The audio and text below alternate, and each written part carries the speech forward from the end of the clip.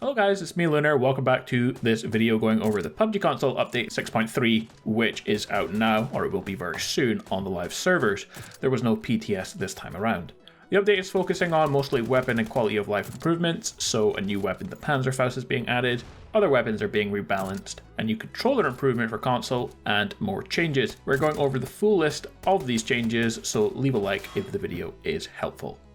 Let's jump into it then, starting with the new weapon, the Panzerfaust. The weapon is Kraken exclusive, so it's a world spawn item found across the map, but it is uncommon.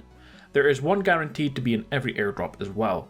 The Panzerfaust warhead explodes upon impact, but can also be blown up mid-air if it gets hit by a bullet, for example. The damage radius is 6 meters from the point of impact, which is around the same as a grenade, and the explosion can deal splash damage through thin walls and objects up to a short distance.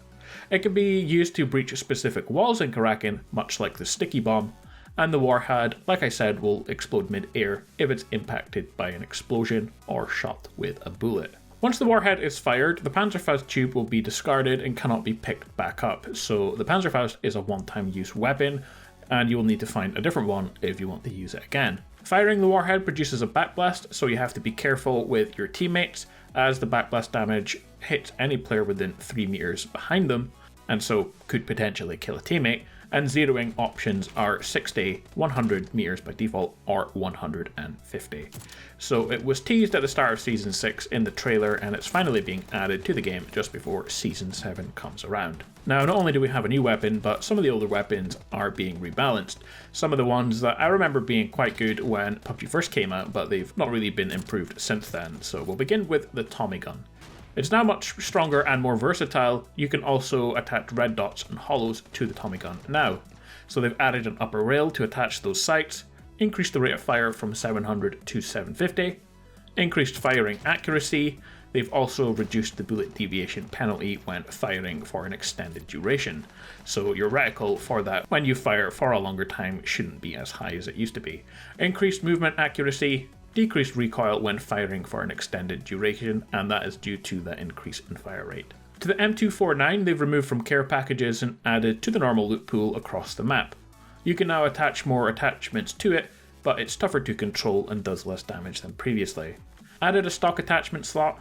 A tactical stock can be equipped to improve the weapon's stability. Added a magazine attachment slot, and reduced standard ammo capacity to 75. The extended mag will now hold 150. Decreased base bullet damage from 45 to 40, increased recoil, and it's found on all maps. It's a semi-rare spawn. The UMP-45, an increase in power across the board, making the UMP a more viable choice for your arsenal, and that's definitely one of the weapons I remember using quite a lot when PUBG first came out. Increased base bullet damage from 39 to 41. They've increased the fire rate from 650 to 670.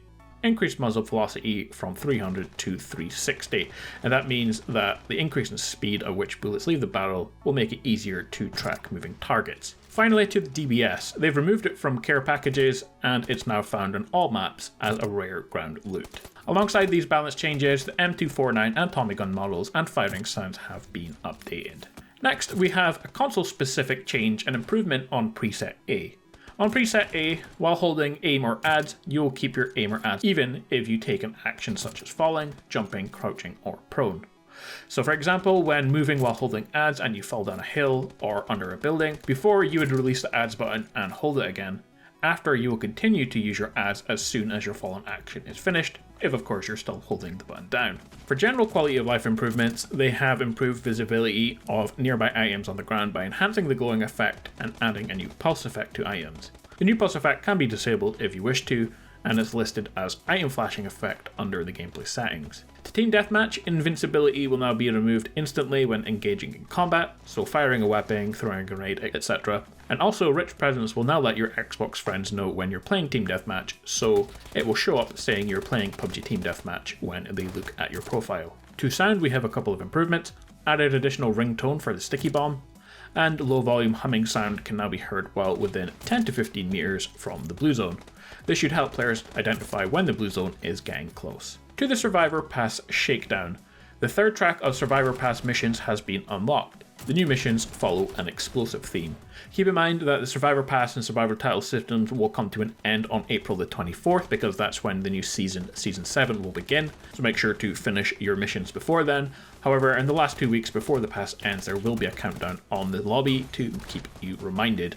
Plus, a pop-up message will be displayed to anyone who hasn't bought yet and does so in the next few weeks. They will be reminded that it's coming to an end soon. To custom matches. Kraken is now available in custom matches.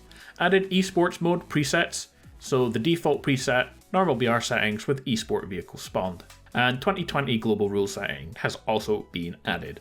Erangel Classic won't be available in custom matches, and the Killer Spectate mode is now enabled for normal mode and esport mode custom matches. Finally, we have a couple of miscellaneous changes. The sticky bombs can now be found in training mode, and Mirimar has been temporarily removed from regular matchmaking due to frequent game crashes on the map. That leaves us with bug fixes. The gameplay, they fixed an issue with location of teammate characters not synchronized with observers' display in current situations. Fixed an issue with the gun firing sound becoming muffled when spectating. An issue where weapons would clip with a character when using Victory Dance 14. Fixed an issue that prevented players from being able to complete Earn a Kill with a Sticky Bomb mission when killing a down but not out player with a Sticky Bomb.